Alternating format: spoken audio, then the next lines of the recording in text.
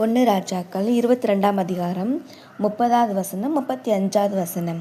இஸ்ரவேலின் ராஜா யோசபாத்தை நோக்கி, நான் வேஷம் மாறி யுத்தத்தில் பிரவேசிப்பேன், நீரோ ராஜவஸ்திரம் தரித்திரும் என்று சொல்லி இஸ்ரவேலின் ராஜா வேஷம் மாறி யுத்தத்தில் பிரவேசித்தான்.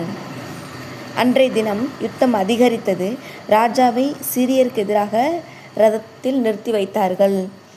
சாயங்காலத்திலே அவன் இறந்து போனான். காயத்தின் இரத்தத்தில் தட்டிலே வடிந்தது. இந்த ரெண்டு வசனத்தையும் நம்ம தியானிக்கும் பொழுது, நம்ம என்னதான் வேஷம் மாறினாலும் கர்த்தரை ஒருபோதும் நம்மளால் ஏமாற்ற முடியாது. கர்த்தர் என்ன சொல்லியிருக்கிறாங்களோ அது நடந்தே தீரும்.